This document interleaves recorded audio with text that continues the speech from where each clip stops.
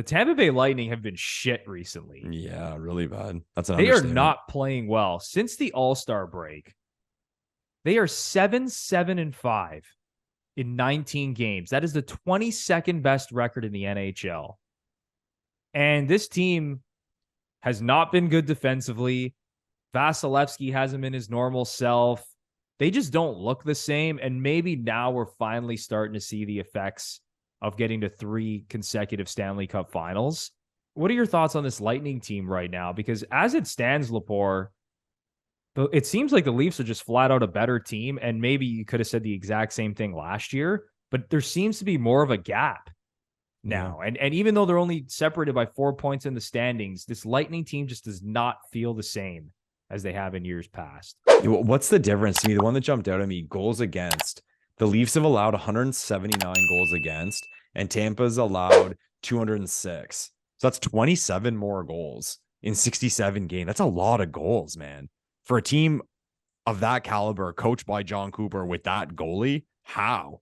So I don't know, man. But it's kind of funny because we look at this and everything's pointing. I say everything's pointing. I mean, they're still an unbelievable team and they have experience and they're battle tested, but things will be pointing in the Leafs' favor right now. I mean, the Leafs haven't been fantastic as of late, but you know, they've been okay. They've been solid. They're at least what you expect. So I don't know. Like what I'm trying to say is we can't get confident. So like I see this team and kind of what we were just talking about with regard to the goalies. Can we trust the goalies? Like, can we trust somebody to be good? I mean, can we trust the Lightning to be bad when it matters? Like, can we expect these same deficiencies? Probably when the chips not. Are on exactly. So it's one of those things to me. We always say on the show, okay, well, we go in show me mode. You have to show me whether you're good or bad. As bad as Tampa is, I'm not going to believe it until I see it in the playoffs. So to me, it kind of means nothing at this point. And we know our Leafs, the last thing they need is an injection of confidence. They're like, oh, this team's shit. We're going to roll over them. Yeah, that's the last fucking thing we need. So there's that little part of me that hopes it becomes a race for that home ice advantage. I mean, what's it now? It's 4 points and the Leafs have a game in hand. Correct. I really hope it maintains until the end just to keep the Leafs sharp. Because I don't want them with, say, an 8 or 10 point lead and it's just cruise control the rest of the way. No. You got to be dialed in towards the end of the year. And maybe it gives you an opportunity, maybe the last couple games to rest players. But Tampa, if there's a team that can turn it on, it's Tampa. So I don't want to say I'm worried. I'll say right now, the way division matchups have looked for us in previous seasons, I would take the Lightning. But I can't say that I believe they're going to be bad until I see it. Yeah, if there's one team that has the ability to flip a switch, it's probably Tampa. They have the pedigree, they have the experience, they have the talent. But some of these numbers are really eye-popping, man. You mentioned it. Goals against. The Lightning are 15th in the NHL in goals against per game. They are allowing over 3 goals per game this season. Like, tell me the last time you've ever seen the Tampa Bay Lightning allow over 3 goals per game. Like, you probably got to go back like 6 or 7 years. And even when you look at some of the advanced numbers, expected goals against per 60, they're 14th in the league. Actual 5-on-5 goals against per 60, they're 13th in the league. So defensively, they haven't been very good. And Lepore, we were actually discussing this before we came on today, looking at the goal differential. The Leafs are at plus 47 and the Lightning are at plus 27. It's crazy. That's a big gap. And again, I mentioned how bad they've been since the All-Star break. They've been even worse over their last 10 games. Like, the Lightning are really struggling. And maybe you just chalk it up to this team has been to 3 straight Cup finals. They don't really care right now. They're just kind of sitting back and waiting for the playoffs. But it does seem like this is the year that the Leafs, and again, this is the year. Now all the jokes are going to flood into the comments. This is the year for the Leafs. But you're getting a vulnerable Lightning team right now, man. They went through that whole fiasco where John Cooper had to bench Nikita Kucherov, Braden Point, and Steven Stamkos for an entire third period against the Buffalo Sabres because they were horrible. It just seems like there's something off right now in Tampa. And if there's any year where you would feel confident about the Leafs beating this Lightning team, I was confident last year, and I thought it should have happened. They outscored them over 7 games. And maybe I'm going to look like a complete idiot in the next month or so, but I feel pretty confident that the Leafs are a better team and should be able to beat this Lightning team, especially if they get home ice in the first round. Are you more confident this year than you were last year? I am, because the Lightning were not this shaky at this point of the season. And sure, they went through a little bit of a hard time. Lightning fans always tell me, like, oh, we go through this stretch every year where we have these bad games, like this 10-game stretch where we're bad, and then we turn it on when it matters. But I haven't seen them play like this poorly. So I do feel more confident this season, Lepore. How about you? Where's your confidence level right now? I think I'm in the same boat as you. Like last year, I was pretty confident. I felt especially, and then to give us that extra boost, the 5-0 win in game 1, people forget about that. But this year, the way Tampa's looked, if they continue to play this way, it will be bad if the Leafs lose. If this continues and the Leafs end up with like an 8 or 10 point gap, that's a difference. It's like they're an underdog now. I don't care what's happened in the past. And as much as I said that I won't believe how shit they are until I actually see it when it matters, if you have a significant gap in the standings, you have to beat that team, right? So it'll make me more worried because those expectations will be raised. But what was the difference if you have the standings in front of you for last season? What we had 115 points. How many points did they have? I don't recall.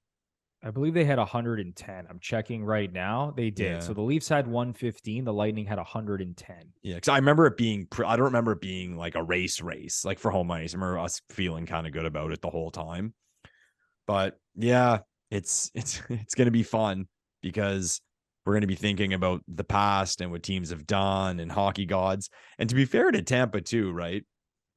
They're going to have a lot of pressure on them because here's this team that won 2 straight Stanley Cups, fought hard in another final. If they get a first round exit to a team that they beat the previous year, I'm not saying it's going to be full blown panic mode. They're going to fire the coach, make trades, this and that, but it'll hurt. It'll be a look in the mirror because it sounds kind of funny. And this is something we can talk about all day. If you look at the Bruins and the Lightning, okay, the Boston Bruins are right now the best regular season team we've ever seen. Okay. The Tampa Bay Lightning are one of the best post-cap teams we've ever seen. 3 straight Stanley Cup finals. Okay. But I don't think I would be wrong to say I think both teams are on their way down because of their age and where they're at. And sports is unpredictable. Players can come in, teams can maintain, and question the Boston Bruins being an elite team. But if someone told me in 2 years, Boston's out of the playoffs or say fighting for a playoff spot, and the same goes for Tampa 2-3 years, I wouldn't be shocked. Just because, like, yeah, they're vets, they're getting older. I mean, Bergeron, Krejci, who knows where they'll be. So there's pressure to succeed. So with Tampa, if they lose in the first round, that's a look in the mirror of like, okay, is the party over? Because to them, it's not about making the playoffs and winning rounds. Like, that doesn't suffice. They're trying to win. They're trying to win cups. So, and when you've tasted it, you expect it going forward.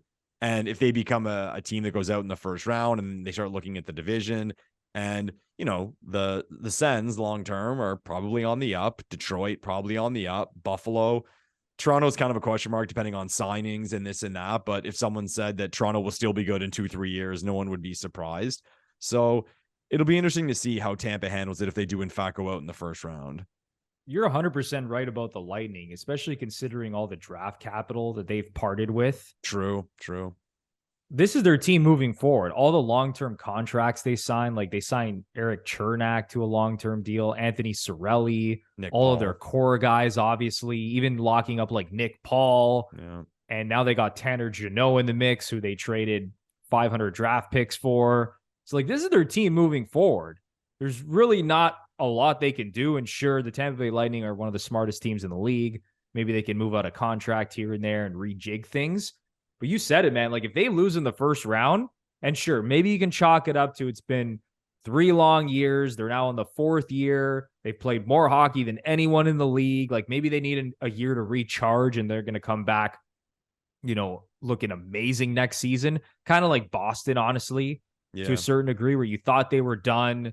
You have all these old guys, Krejci and Bergeron coming back, and then all of a sudden they're on pace for like 130 plus points.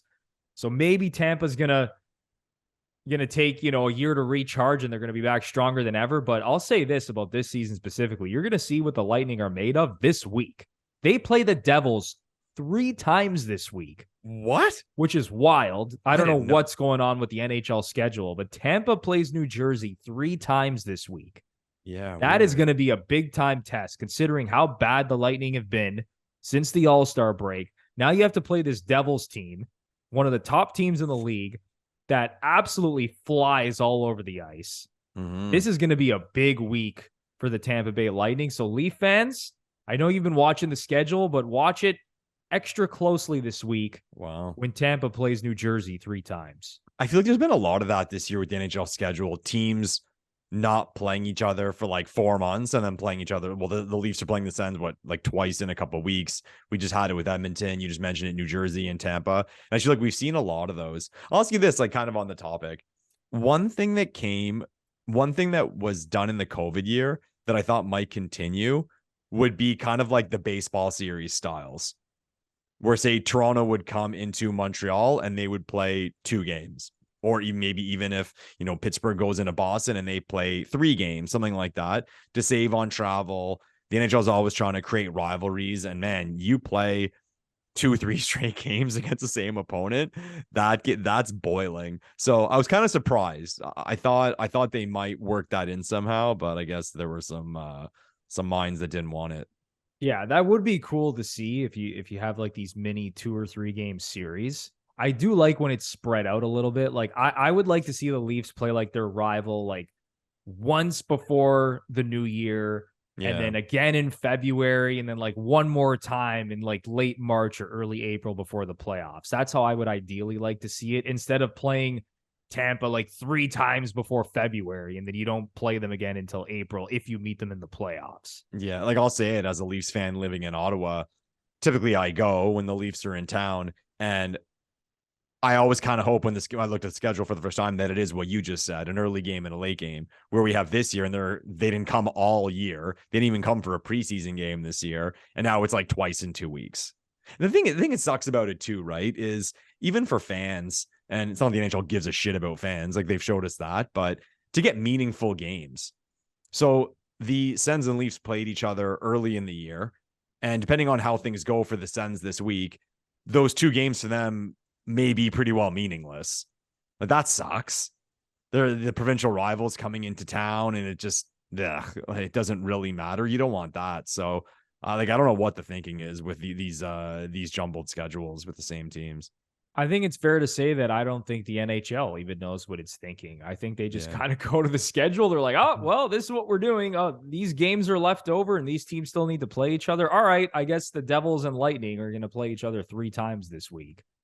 That's pretty much the NHL for you. You know what's funny about all the different leagues? So let's face it, the NFL is the biggest, baddest, best run league. They know what they're doing. And you see how the schedule is made. Incredible. They always have the Thursday night games always a disaster, but the Monday night games always, it seems to be like 2 big teams, or they move the games on Sunday night to make it like what would be the best game. They know what they're doing, even when games throughout the day. It's always very well done. And I just find the other leagues suck at it. They just don't do the right things. I guess the NBA's done a pretty good job at Christmas. They always do 2 big like Knicks and Lakers against each other, but baseball's done a terrible job with interleague. And the NHL, you can't compliment their schedule. Doesn't do anything to get fans excited. It feels like they just put all the names and dates in a computer machine and it prints out a schedule, and here you go, regardless of who's good, who's bad, time of the season. So disappointing, but not surprising that my favorite league would leave me disappointed, as it always does. And it's not surprising at all to see how popular football and baseball are how popular football and basketball are compared to baseball and hockey. Yeah. Like it's night and day. Yeah. And look at the schedule. It's only one factor, obviously, but it just seems like there isn't enough thought and like strategy put towards the NHL schedule on a yearly basis. It's kind of bizarre. Yeah. The NFL, the NFL, the advantage they have is each team plays once a week. and teams will only play each other once or twice if they're in the same division. I've said to people, let's say baseball was like that. Imagine the Yankees and Red Sox only played each other twice a year, once at Fenway, once at Yankee Stadium. And it's like the Saturday night game. Like everyone's watching if they only play once a year. But just with the sport and how many games there are and how it's set up, it's tough to get revved up for individual regular season games. Yeah, 162 is way too much. I think 82 games is too much. 162 is just like ridiculous. Psychotic.